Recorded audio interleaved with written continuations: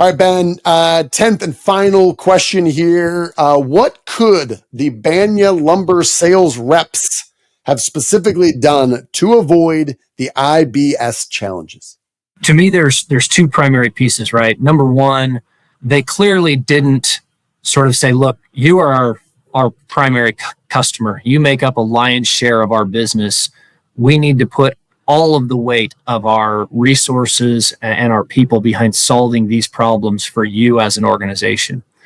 But to me, that is secondary to another problem that they didn't deal with. And that was just flat out being honest. Just being honest about, here's where we are, here's where things are. And I don't want to tell you that I don't have those materials, or that I'm still waiting on those materials. But that's the reality, right? The reality is, this is where I am. I'm waiting on a supplier to provide them to me, and I can't give them to you until I have them. And I think that really is the primary mistake that Bania makes all along, right? They're at no point are they being transparent and honest with the builder, saying, hey, this is where we are. We know this is a problem. We know it's on us. Here's what we can and can't do while we're waiting. At the end of the day, honesty it just goes miles, right? If just being transparent and honest, and sometimes that means saying, I don't have the answer for you right now, we're all in a holding pattern, is the only right answer, regardless of how angry or upset that makes the other person on the phone. Yeah, I felt this on both sides.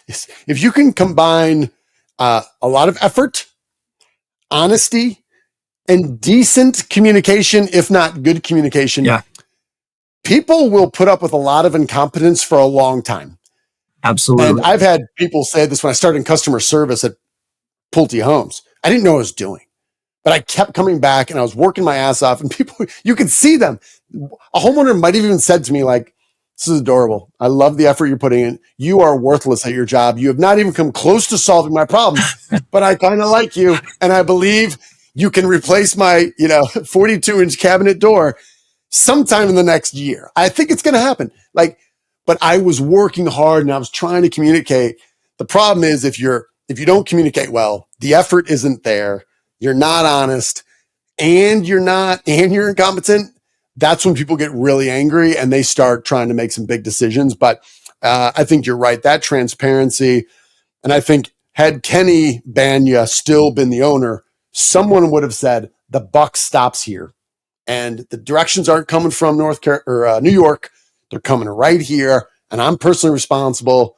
And I'm going to go to my grave trying to help figure this out. Like, there was never that true kind of accountability. And I think all of us personally and professionally have that opportunity, luckily, on like a daily basis, to truly take ownership of things, good and bad. So I think that'd be kind of the biggest thing. So no, 100% agree. I mean, communication, I didn't mention that, but you're spot on. Communication is the other piece, and over communication can take you a long ways. And this probably jumps back to question 6 or 7 with Jack Klumpus, right? If at some point Jack would have stepped in and said, the buck stops with me, I'm going to fix this, instead of sort of taking an approach of, this is going to happen as we have a little more turnover, or we just need a little bit of time, right? But he never did that. And that, the transparency, the communication, and then also we're doing everything we can, and indeed we are. But you never saw that with Jack Klumpus, right?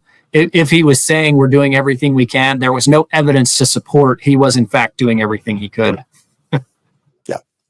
Got it. All right. Well, Ben, you really came with the seed of a story from a builder who shall not be named, but is certainly alluded to in here. And more importantly, an LBM dealer who will also not be named. We covered a lot of territory here. Any parting words or anything that you'd want to reinforce as you're thinking about maybe this case study in totality, thing that you say, listen, if you watch these videos, you've read the case study, 5 years from now, if you only remember one thing from this, what might that be?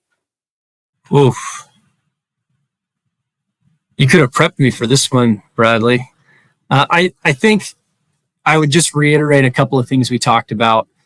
We started with, how do you make someone's life easier when you're working with them? What can you do to indeed reduce their workload or just make things easier for them. And to me, that's the number one takeaway, because this Bania Lumber went from making life easier, right, and everybody was benefiting, to the complete opposite.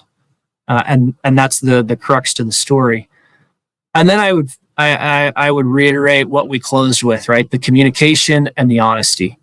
To me, that was the other piece that was just painful as we dug into this story, and I started talking to more people who were involved, that there was just a total lack of honesty, both in telling the truth, in not admitting what you didn't know, just across the board. And so what can you do to make life easier, to help other people, make their job easier? And then how do you effectively communicate and be honest in that communication? Those to me are sort of the macro level, big picture things that you take away. And then there's, dozens of little ones that you and we could talk about for days.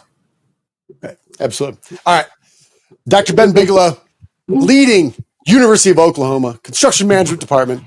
Thank you. Thanks for bringing this story and being part of the writing process with me. It was a lot of fun, and we want to do more of these. So, and then obviously, thank you for your time here of making sure we were really clear on some of the different aspects of these answers and how to think about this intelligently. Thanks for having me, Bradley.